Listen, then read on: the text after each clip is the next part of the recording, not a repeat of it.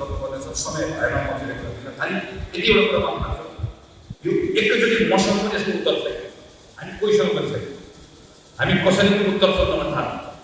किनकि किन उत्तर छैन भने यस्तो परिस्थितिको हामीले पहिला सामना गरेका थिएनौँ। जुन परिस्थितिको पहिला सामना गरेका थियौँ त्यो परिस्थिति अहिले आएको छ भने यो परिस्थितिको उत्तर हामी कोहीसँग पनि छैन। यो परिस्थितिको उत्तर काङ्ग्रेसको इतिहासको किताबमा पल्टाएर पनि भेटिन्छ, सन्दर्भ भेटिन्छ, प्रेरणा भेटिन्छ। त्यो सन्दर्भले प्रेरणाले यसबाट अगाडि बढ्छ। मलाई के विश्वास छ भने काङ्ग्रेस पार्टी रिभाइभ हुन्छ भन्ने कुरामा मलाई 100% विश्वास छ। म सबैले दिन्छु पार्टीको यत्रो सिनियर नेताहरू हुनुहुन्छ, अब सबले आएको कमिटमेन्ट राख्नुभएको छ, नयाँ पुस्ताका साथीहरू हुनुहुन्छ। हामीले यो पार्टीमा हामी 4 जेनेरेसनका मान्छेहरू छौँ, सबैलाई जोड्दै लिएर राख्यौँ, पुरानो ज्ञान अनुभव पनि लियौँ, नयाँ साथीहरूलाई मौका अवसर पनि दिने राख्यौँ, सबैलाई जोड्दै मिलाएर राख्ने कुरामा तपाईँको सबै साथले शब्द हुन्छ भन्ने विश्वास छ। तर मलाई केही समय चाहिन्छ। मलाई साथीहरूले कति के भन्नुभएको छ भने नाम दिनुहोस्, बोलाउनुहोस् भन्ने पनि काङ्ग्रेस पार्टीको कार्यकर्ता एउटा चुनावको जय पराजयका डरमा आँकिने भयो। मैले केवल यतिखेर केही समय दिन खोजेँ। किन समय दिन खोजेको हो भने पहिले पनि भने हामीले धेरै कुरा सुन्नुपर्ने छ, धेरै नयाँ कुराहरू सिक्नुपर्ने छ। त्यसको निम्ति सबै कुरा थाहा छ जस्तो गरेर हतारमा दौडेर हुँदैन, केही तयारी गरौँ भन्ने कुरा हुँदैन। अब म सबै जिल्लामा जान्छु, साथीहरूलाई भेट्छु, उहाँको कुरा पनि सुन्छु र पार्टीका नयाँ कुरा अहिलेको लागि तपाईँलाई भन्ने गरेको एउटा कुरा छ, मेरो आग्रह पनि छ।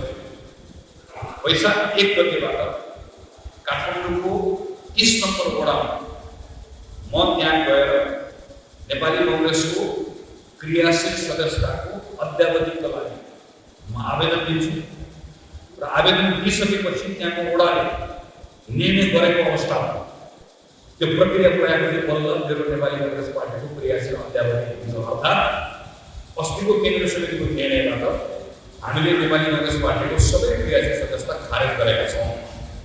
अब सबै खारेज, अब क्रियाशील सदस्यता छैन, टेक्निकली छैन। पछि वैशाख 1 गते मैले सुरु गर्छु। त्यसपछि मेरो सबैलाई आग्रह छ, पार्टीको चाहिँ पदाधिकारीले पनि प्रदेशको सभापतिले पनि हामी सबैले गएर हामी सबैले अध्यापन गरिसकेको थियौँ। 10 लाख क्रियाशील 1 लाख होस्, 2 लाख होस्। हामीले यो क्रियाशीलको भारी बोकेर पार्टी घरको पार्टीको यत्रो संरचना कमिटी बोकेर छैन भने सिधौँ पर्छ। हिजो त्यही ठिक जस्तो लागेको थियो, अब छैन। यहाँबाट हाम्रो पार्टीभित्रको शुद्धिकरणको अभियान प्रारम्भ हुन्छ। हामी भातृ संस्थानको बारेमा पनि स्वीकृत संस्थानका बारेमा पनि एक खालको निर्णयहरू गरेर जान्छौँ। पार्टीमा अरू पनि थुप्रै नयाँ व्यवस्थाहरू गरिएको छ, तपाईँलाई सबैको साथ सहयोग चाहिन्छ। र यो बेलामा नेताहरूले जुन अहिले सुझाव दिनुभएको छ कि पार्टीभित्र व्यापक बृहत्तर एकताको लागि म पार्टी सभापतिको रूपमा मेरो बढी जिम्मेवारी पनि छ। त्यो जिम्मेवारी मैले पुरा गरेका म सम्मान गरिरहेको छु, थप सम्मान पनि गर्छु। पार्टीका कतिपय पुरानो नेताहरूलाई मैले यहाँबाट आग्रह गर्छु, व्यक्तिगत रूपमा भेट्दै आग्रह पनि गर्छु। कतिजना नेताहरूले केन्द्रीय समितिभित्रै आएर बसेर जिम्मेवारी लिएर हामीले मार्गदर्शनसम्म लिएर जाने क्रममा सँगसँगै बसेर काम पनि गर्नुपर्नेछ।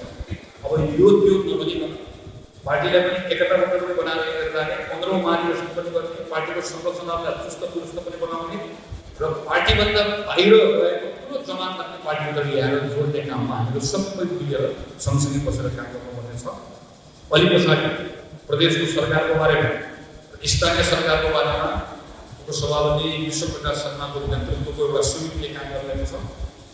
संविधान संशोधनको विषयको सन्दर्भमा सभापति पुष्प भसालको नेतृत्वले काम गरिरहेको छ। उहाँ पनि आउनुहुन्छ संविधानको बारेमा छलफल गर्दा। विश्वप्रकाश शर्माले केही समय पछाडि प्रदेश आउनुहुन्छ। यहाँको सबै प्रदेशको साथीहरू राख्नुहुन्छ, स्थानीय सरकारको साथीहरू राख्नुहुन्छ। हामी सँगै बस्छौँ, चिन्तन गर्छौँ, प्रदेश सरकारको बारेमा पनि कुरा गर्छौँ, स्थानीय सरकारको बारेमा पनि कुरा गर्छौँ र कतिपय यो ठाउँमा पनि शासकीय सुधारका कुराहरू जुन कुरा काङ्ग्रेसको प्रतिज्ञा पत्रमा हामीले भनेका छौँ, त्यो प्रतिज्ञा पत्रमा भनेको कुराहरू हामी प्रदेश सरकारबाट कुरा गर्छौँ, स्थानीय सरकारबाट कुरा गर्छौँ र प्रतिपक्षको जिम्माबाट कुरा गर्छौँ। हिजो मधेसले काङ्ग्रेसले बनाएको हामीले धेरैपटक भनेर बनाएको पनि हो। अब एकपटक मैले चुनावमा आउने गर्दा भनेपछि म उम्मेदवार बनेर आइसके पछाडि बल्ल मलाई सिङ्गो नेपाल बुझेको महसुस भएको छ। निर्वाचन पहिले जित्ने नजित्ने एउटा टेक्निकल कुरा, तर सर्लाहीको चुनावको अभियानमा मैले जसरी मधेस बुझ्न पाएँ, यहाँको कला संस्कृति, यहाँको रहन सहन र आजको दिनमा मैले पूर्ण रूपमा नेपाल बुझेको मलाई अनुभूति भएको छ। त्यसको लागि पनि म कृतज्ञ छु र पार्टी सभापतिको रूपमा हिजो मधेसले नेपाली कङ्ग्रेसलाई धेरै बोल्न लागेको छ। अब मधेसभित्रको नेपाली कङ्ग्रेसलाई कसरी कमजोर जरासम्म बनाउने भन्ने कुरामा बढी मेहनत गर्न म काम गर्छु। त्यसमा तपाईँको मलाई साथ चाहिन्छ। हामीले मिलेर काम गर्न सकिन्छ, गर्न सकिन्छ भने